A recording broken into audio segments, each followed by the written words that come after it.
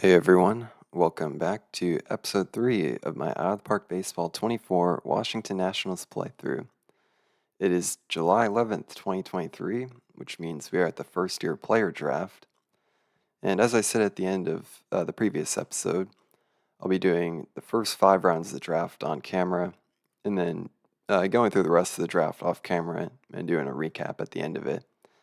But I also plan to get hopefully through the rest of the regular season in this episode. At least to September call-ups. It'll just depend on how long all that stuff takes, how much action we have at the trade deadline, that kind of stuff. But before we do get into the draft, there were a couple of notable things happened in between episodes. Particularly, we ended up trading Trevor Williams. I am retaining 65% of his salary, but we did get kind of an interesting return. The main piece is Adrian Del Castillo. He's a 23-year-old catcher. He has a decent batting potential. Not really going to be a catcher, though. That's probably a reason why he's not valued much by Arizona at all. He can maybe play first, maybe left, and he can play weak catcher. But he's a line drive hitter, has high work ethic, and OSA is a bit higher on his bat, so he's got some interesting traits to him. We also picked up Blake Workman, a 25-year-old reliever who still has some potential. He's currently in Double-A for us. Looks like he pitched it in Triple-A actually last year. But yeah, he's got potential 65 control. Yeah, OSA is also a bit higher on him than we are. In fact, I actually need to get a scouting report on him. So we didn't give up much. We gave up Trevor Williams, and we are retaining 65% of his salary, but it does get us off the books from some money for next year, which is nice. And then we did have to throw in a couple guys to not have to retain 100%. Jeremy De La Rosa, this is probably the piece that hurt the most to give up because he's only 21. Basically 45s across the board in terms of his batting ratings potential, and a decent outfield defender, at least in the corners. It probably isn't anything, but I don't like to give up young guys just since it gives more time for talent change randomness to kick in and the ratings jump up. But other than that, we didn't really give up anything. I mean, Cody Wilson, 27-year-old, basically nothing except speed. And then a 23-year-old pitcher in rookie ball. Yet again, not much, almost no chance making the majors unless his control comes way up there. Looks like he's also out 3 to 4 months. So yeah, I think we did pretty good in this trade. When I shopped around Williams retaining 100%, I could get Del Castillo 1-for-1, but I decided to try to not have to retain all that, and also got Blake Workman. So I think it's a solid trade for us. We also Carter Kieboom, also finally back in the majors. Hasn't gotten in at bat yet though for us. He was just called up 2 days ago. But we do have his right field and first base ability up a bit. So he'll probably be playing mostly right field for us, but I don't think he's going to get a lot of playing time. It just depends on what my manager wants to do. We did have to send down Lane Thomas, though, unfortunately for that. So he's not been doing good. But I'm not really going to go too much into the player performances since we only did that like 11 days ago. So with that, I think we can get right into the draft. As I mentioned before, we only have like $12 million in our draft budget. So we're going to have to go under slot. I believe if we go slot in every pick, it does allow us to go over our draft budget. And so slot is $8,250,000. And if we look at the draft pool, so Dylan Cruz, his demand is $8 million. And so if for some reason the Pirates don't take him at number 1, I think I am going to take Cruz.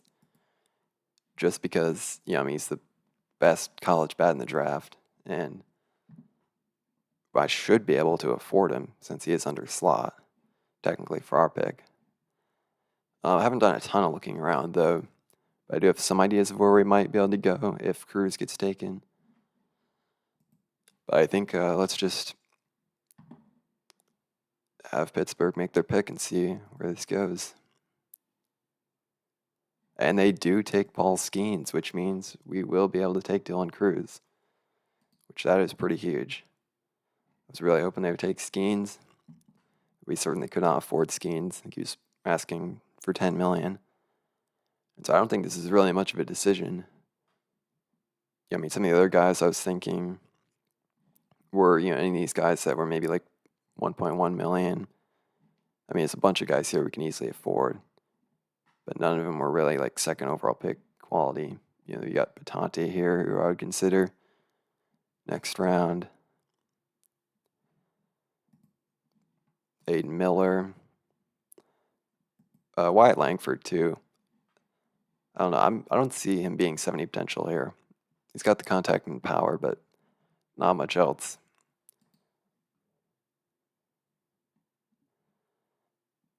Yeah, we couldn't afford Dollander. I would like to take Geloff, or Geloff. I'm not exactly sure how that's pronounced, because he's got a really well-developed bat coming out of college, and good defensive profile as well. But he definitely wasn't second overall pick material either. And then Rhett Lauder, another guy I was thinking of taking if Cruz got taken, but he's only a 3-pitch pitcher, so I don't love this profile. Well, I do love this profile here, the 45 or 55 stuff, 60 potential movement, 65 potential control with him being a ground ball pitcher. But let's just take Cruz and see who's available in the second round. Yeah, so he might end up asking for this slot. But we have taken Dylan Cruz. Huge pickup for us. Potential superstar. Left or right fielder for us. And we do have a couple of good outfielders already in our system with Hassel and James Wood. So our outfield's looking pretty set for the future right now.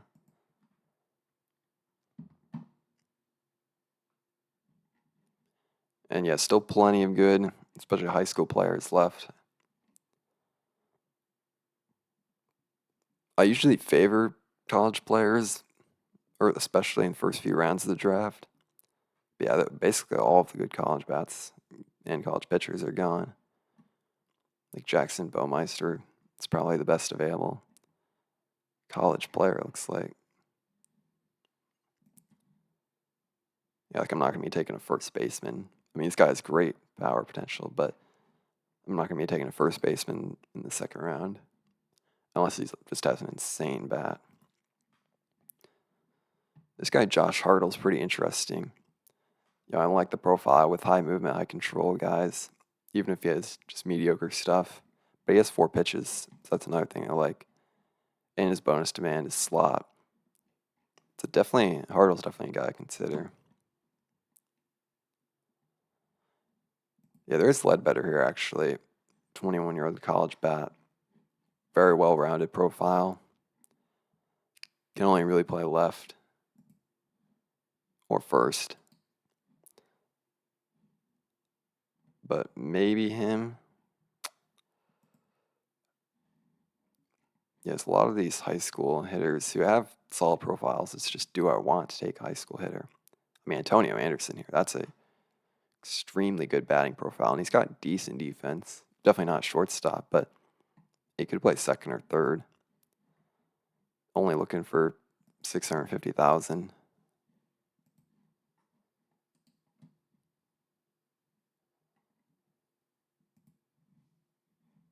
See, yeah, I wouldn't take Daniel Cuvée over him, just because he doesn't have the same defensive profile. And there's Braden Holcomb, and all these guys, want like almost no money, so we can afford basically any of these guys here at the top. Not that guy, but yeah, we have the money for almost all these guys.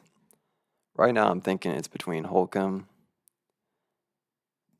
and Anderson here. I mean, they seem to easily have the best batting profiles, or maybe not easily, but Yeah, if we compare them, I guess Anderson really only wins on contact and gap, but Holcomb is 10 plus on power and a +5 on eye.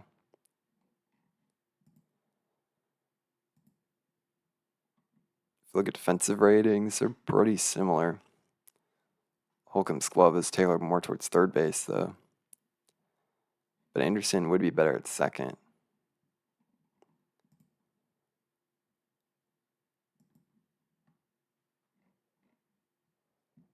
And neither of them really have much speed. I mean, they're very similar players overall.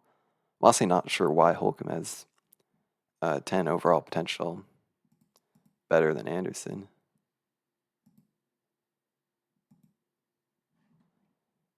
Yes, Anderson doesn't really have any strengths in his personality. I mean, these are the three. Well, I guess leader matters some. Like loyalty and adaptability don't really matter. And then Holcomb, we don't have anything on his personality. You can also check, what OSA thinks. That's always OSA scouting isn't really reliable, but it kind of just sometimes can help you confirm what their ratings are.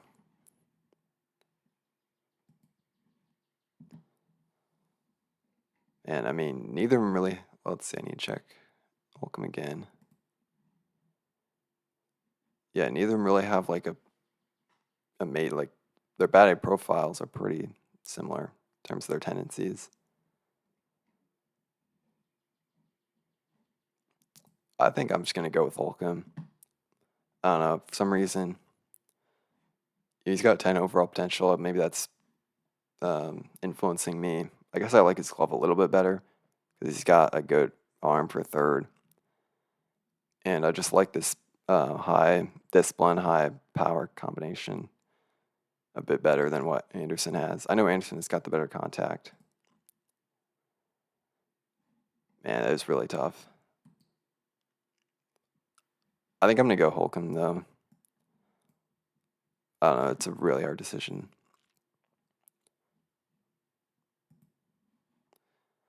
Okay, we have made our first two picks. Maybe one of these guys will be available next round. Yeah, Anderson is available next round. So, Jenkins is impossible. I think it's going to make this pick pretty easy. Most of these top high schoolers are still available.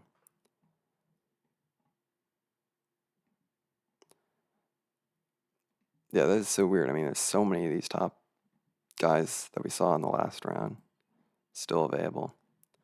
This guy is kind of interesting, except that he's just first baseman. Not going to take him this round, though. I think we got to go Anderson. Yeah, he's definitely the best bat left. I know we haven't gone pitcher yet, but there really just isn't that much. Maybe we can take a look at them real quick. Detmers is interesting, except he's probably going to end up being a two-pitch pitcher because that changeup most likely won't develop. And he's got low movement as well. This guy's interesting since he's got 4 potentially really good pitches.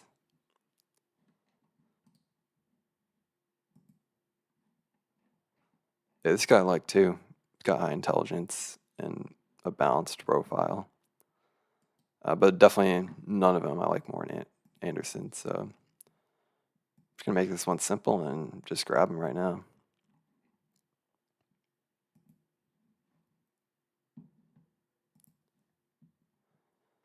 So on to the 4th round. I'll do 2 more picks. And we still have a lot of these high school hitters available. I feel like I need to take a picture, though. I mean, none of these guys jump out as being amazing. I mean, they all have pretty solid bats, but none of them have good, like, defensive ability. Should look at these catchers, though. I mean, this guy's interesting because he can play other positions decently well.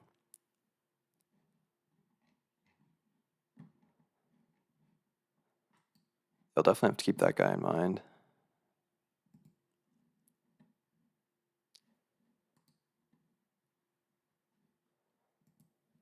See, I'm going to sort by catcher ability. I don't think I'm going to. Okay, yeah. Yeah, usually in this first draft aren't really any good catcher, like super good defensive catchers in it. And so we'll probably stay away from catcher for a bit. I kind of think I gotta take a pitcher this round. I mean, I know there's better batters left, but I feel like I gotta take one of these three guys. Might need to look at college guys as well. Yeah, but I mean, this guy's not a fourth round guy. Only 40 stuff potential. I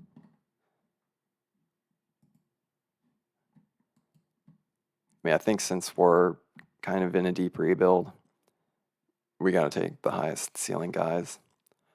Although, to be honest, I'm not sure if we can really afford these guys because they are over slot. So we've got 1,700,000 or 730,000 left. And so technically we can't even afford Barrett Kent.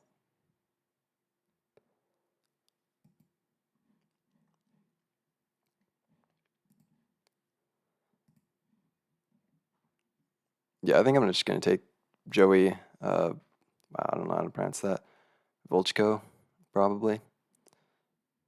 Since he's got a very balanced pitching profile, 3 good pitches, potentially a changeup as well. At least his high intelligence. The low work ethic isn't great.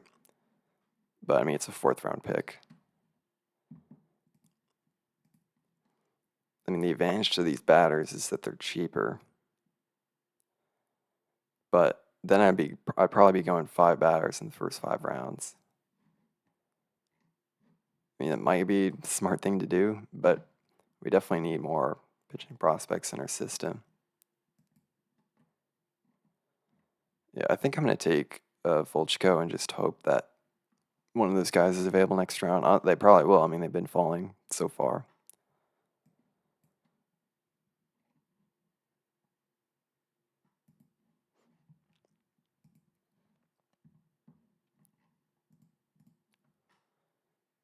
Okay, so last round here before I'll do the rest off camera. Yes, we do still have Dean Curley here. He's probably the guy to take. He's got high work ethic, 65 potential contact and power. I guess he has okay defense. Like obviously he could play first, and you could get away with him at third.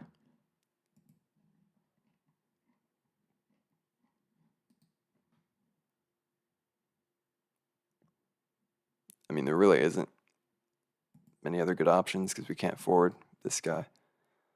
I mean, we can't really afford anyone on here, actually.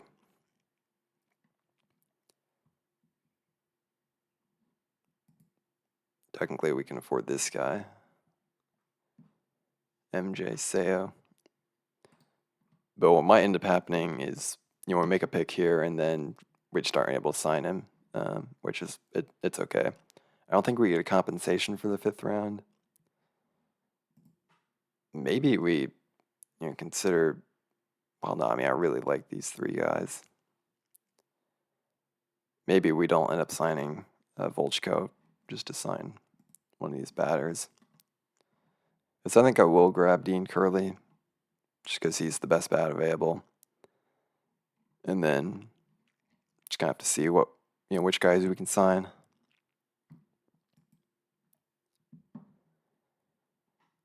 So with that, I think I'm gonna do the rest of the draft off camera, and I'll see you guys when I'm finished with that. I have completed the draft, so I now want to take a quick look at the players we got in the last 15 rounds. We started in the 6th round by taking Jake Brooks, who was the ground ball, high movement and control potential pitcher that I was looking at earlier. I think this was the right spot to take him since he's got a pretty solid shot at making the majors, especially if TCR can help out his stuff a bit. But I think if he reaches this ceiling he's got right now, he could make the majors. Then after that, we went on a run of high schoolers, taking 11 straight, starting with Nicholas Sanders who was the catching prospect we looked at earlier, who has 75 contact potential, but can also play a lot of different positions pretty well. Yeah, he's got only 50 range, but technically, I mean, he can play most of the infield and outfield. 8th round, we took Owen Egan, who is a pretty interesting looking high schooler, corner outfield bat with very solid ratings across the board, or potential ratings. The avoid K is the only thing that he's poor at. And then Derek Schaefer, 17-year-old pitcher. Justin Best, another high schooler. Amir Gray, pretty interesting, 55 potential, line drive hitter. Solid contact and power, but just a first baseman. Then we took Chance Fitzgerald, another pitcher. Ethan Gibson is second base, or kind of utility infield type guy maybe. Then Graziano, another outfielder. Benavides Jr., pitcher. Another pitcher in Spencer, and then another catcher in Zion Rose. And then we finished the draft with 3 college guys who I mainly took since they all have high work ethic and intelligence. So you got to get those good personalities in the organization. And Will Cannon, he's got a lot of stuff potential. Wyatt Tucker also pretty good stuff potential with actually having decent movement and control. And then to round it out, Javon Mason, a decently interesting 22-year-old bat, especially if his high work ethic and intelligence can help maybe the TCR bump up his contact and avoid Ks, or the power. I think he could make the majors. If you're a longtime OOTP player, though, you might notice there's one player that basically everyone takes in the first draft that is missing, and that is R.J. Mayer. For some reason, he does not have 80 out or 90 outfield range in this game. I have no idea why. I've never seen him not have 90 outfield range, but he has 50 here. So I'm not sure what's happened there, if any of you guys have seen that, but it's unfortunate because I'll no longer be taking him if he had just his 50 outfield range. But anyway, looking at the negotiations, so I've only made 2 offers for now. I'm seeing if Dylan Cruz, since he's easy signability, will take this $7,800,000 offer, which is about 400,000 less than his demand. Because if he accepts that might give us enough money to sign all 3 of these guys. But I didn't want to make offers to them yet because if I did that and then they signed, but Cruz didn't, I might not have enough money to sign Cruz, which obviously we have to sign him. That would ruin the entire draft. But anyway, with that, I think I'll sim up to probably the trade deadline. Maybe I'll cut back in earlier if there's some major trade that happens. We have made it past the trade deadline to August 1st. And the Washington Nationals sit at 41-66, 27.5 games back from the division. And as you might be able to tell from the roster, we made a number of trades. Although I did end up skipping through the trade deadline just since I had kind of finished doing all the trades I wanted before that happened. But I will definitely show you guys all the transactions that happened this past month or after the draft. Good news, though, right from the draft was Dylan Cruz did sign for the $7.8 million signing bonus, which meant we did have money to sign all 5 of our top 5 draft picks. So that was very good. You can see right here, Friday, July 14th was our first trade of this wave. We traded Jamer Candelario, who had been having a pretty nice season for us. He's now the DH in Seattle and doing pretty good there as well, at least with the bat. But we retained 85% of his contract. Also threw in pitchers Carlos Romero and Orlando Ribalta. We didn't get a ton back, but we got a couple of nice pieces. Infielder Riley Unroe, who has a solid glove and okay bat, but mainly got him for his glove, his ability to play second, third, and short. So he could potentially be a utility infielder for us next year. But for now, he's in AAA. We also got Isaiah Campbell, who looks like he could be a useful bullpen piece for us going forward. Yet again, I'm keeping him in AAA for now. He could get called up this year, or so like maybe September call-ups or something. But he still hasn't debuted in the majors yet, but he's been putting up really good numbers in the minors this year. So, yeah, he should be a piece for us going forward. And then we also picked up Matt Scheffler, really just catching depth for your organization, but a very good personality, captain, with all the greens that you want to see there with his personality traits. So that did allow us to call back up Lane Thomas. He actually didn't even play a game in AAA. You can see our draft pick sign. And then a week later is the second trade. I made this one by shopping Chad Pinder and Sean Doolittle for a multiplayer package. We ended up also having to throw in JT Aruda, getting Tommy LaStella, who was basically just a guy that Mariners were looking to get rid of. Although he's done much better for us than he did with them. Also, they gave us Tommy Malone, another guy on an expiring deal.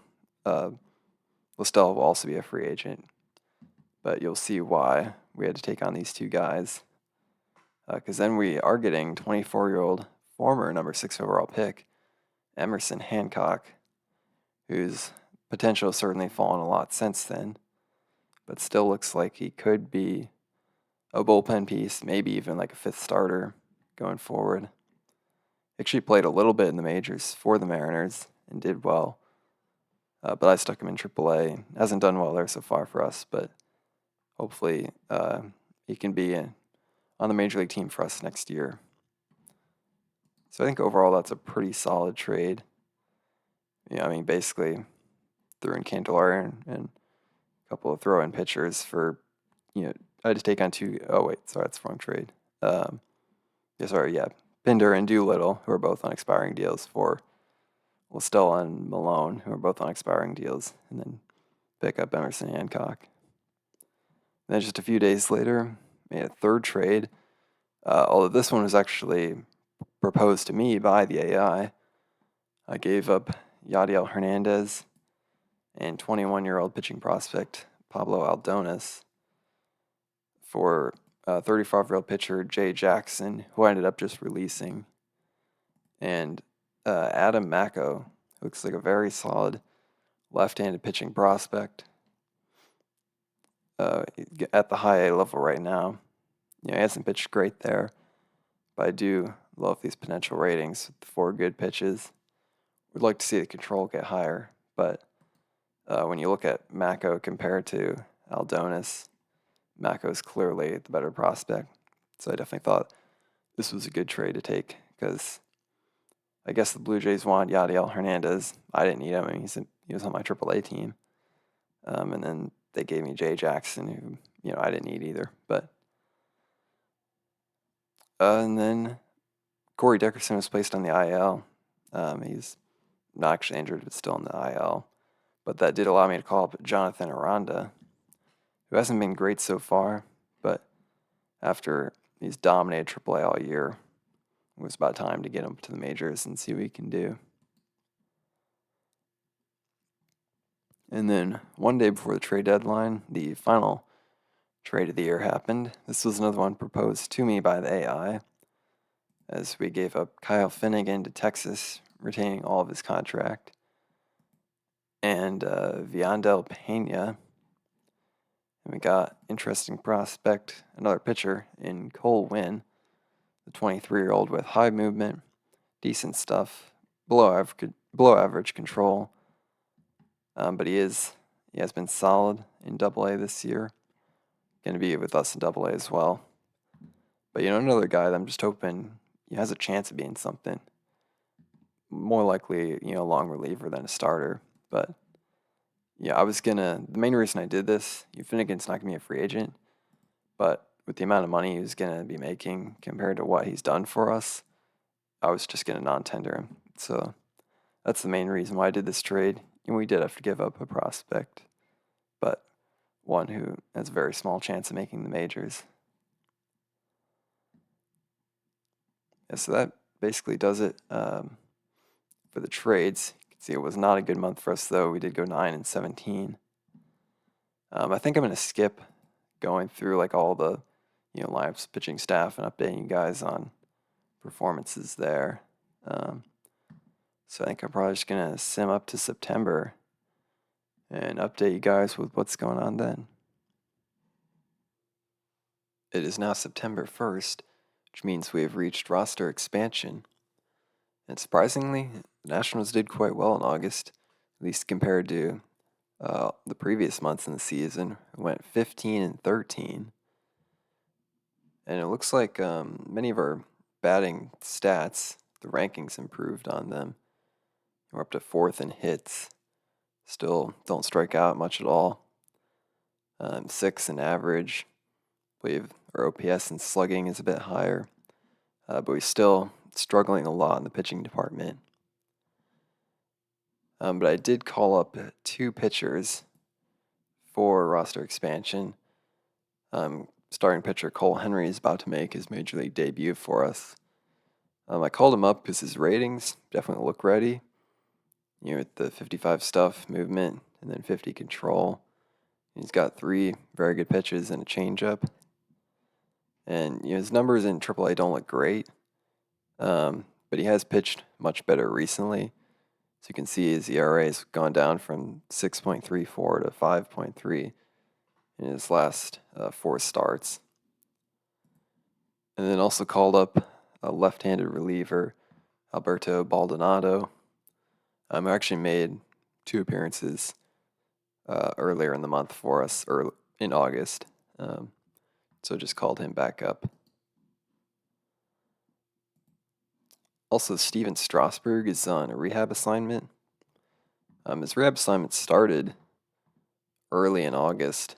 Then he got injured again, and so now his rehab assignment kind of restarted. So he's still got 26 days.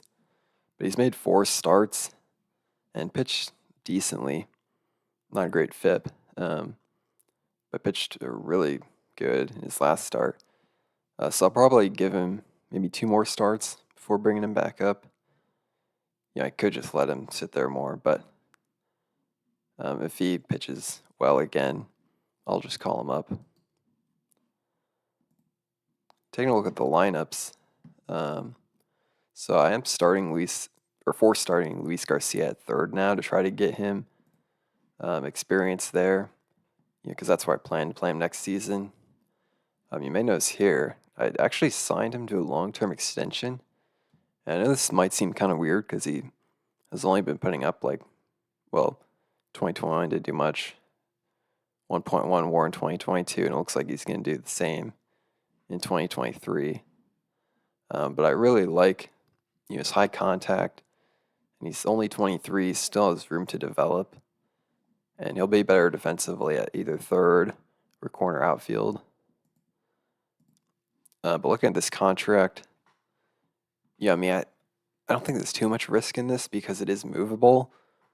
He's only going to be making $6.5 million at most. The last 2 years are team options. So this is kind of the type of contract I like to give to young players towards the beginning of Sims. I would try to give this type of contract to Abrams if he was doing better. But I kind of feel like Luis Garcia has a better chance of sticking long term than Abrams, actually, based on how they've played so far and the way their ratings have developed. Because Garcia's contact has gone up, and I think his potential contact has gone up since we started, while Abrams' potential ratings have actually dropped.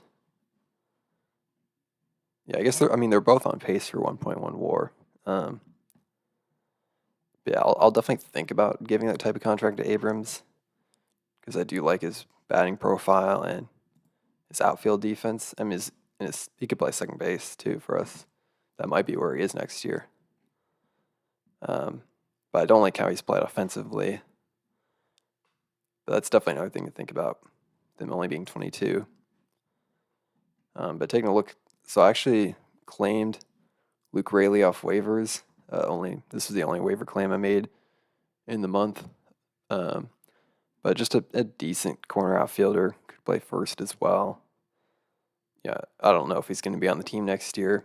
He started off really well for us, hit like 4 home runs in the first like 8 or 9 games for us, but then has struggled ever since then. Yeah, so I'm not really sure if he's going to be anything for us. But if we sort by WRC plus, Jonathan Aranda. Also, this is all levels. Bad. But either way, yeah, Jonathan Aranda has done really good for us. He started off a bit slow, but he's been really good, which is really good to see. Maybe his contact will go up, and then he could play first or left for us. Maybe back up at second or something, or third. This is really nice to see. That trade with the Rays is already paying off. And then Keibert Ruiz had a really good month. So he's on pace for almost 3 WAR and 117 WRC plus. He was just he's had an interesting season. So if you look, he had a very good April, and then a really bad May and June. But then he's been super good in July and August. So if we can just keep getting, what we've gotten from him in August, July, and April, that'd be really nice. But very inconsistent, but when he's been good, he's been really good. And then Meneses, the only other guy that's been at least an average hitter. His offense definitely needs some work. And one thing that's been funny is that Tommy Lestelle has actually been decent in that trade. He's cooled off a bit recently. But yeah, like Carter Kieboom hasn't really done anything. My manager's not really playing him at all, so I did force start him at third for a little bit just to see if he could do anything, and he didn't. So, I think he's going to get DFA'd after the season, and this was probably his last real shot at the majors. But other than that, like Daza's still been fine. Call's been okay, but I don't think he really has much of a shot to be on the team long term. I think Daza does because he's a good defender. And, I like his high contact and avoid Ks. But yeah, we'll definitely go over that more at the end, or the end of season review, the beginning of next episode. And taking a look at some of the pitchers, of course, Cole Henry about to make his major league debut. Josiah Gray's really only been our only standout pitcher this season, a 2.3 WAR, and he had another. Actually, I think he had a bit of a down month. His FIP, I think, is still about the same, but yeah, he did kind of get blown up in a couple starts. But yeah, other than that, other than Arano, Harvey's been solid. Cronin definitely had a better month too. His FIP's under 4 and his ERA is under 5.5. So that's good to see because I would really like him to be, a good lefty for us for a few years. I think one last thing to mention is Robert Hassel got promoted to AAA. So he was finally starting to play pretty well in AA, and his ratings also improved. Most likely, right fielder of the future. We're gonna have to see how that goes because we have Wood, who is best in the corner outfield, Hassel, who's also best in the corner outfield, and then Cruz, who can't really play center either. But speaking of Dylan Cruz, he is already making his way through the system.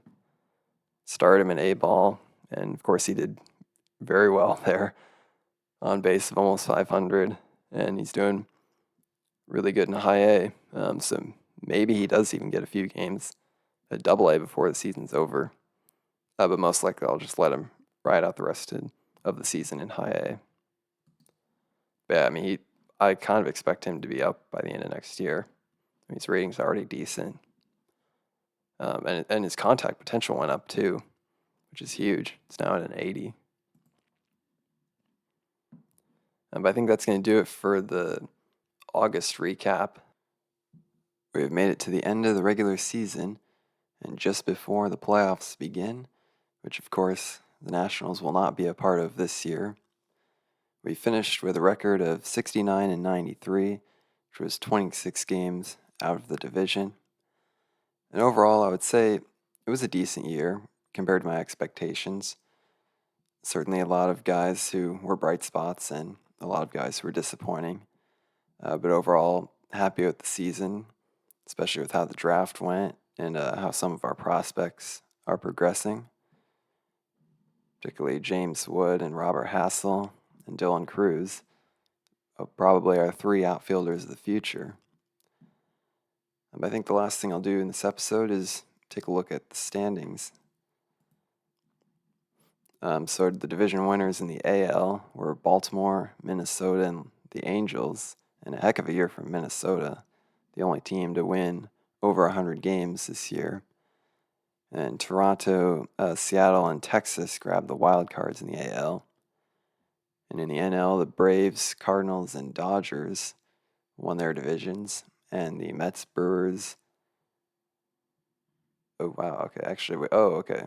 Yeah, I was confused there for a second. So it looks like there's actually one game between the Diamondbacks and Padres to decide the last wild card in the NL.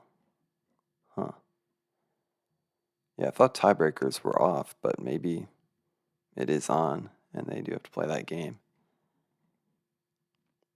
So I guess the playoff structure technically isn't set yet. But I think I'll stop here, and in the next episode, we'll start with the recap of the season, going over all the player performances, and looking at the organization as a whole. And then I'll go through probably the entire offseason in the next episode.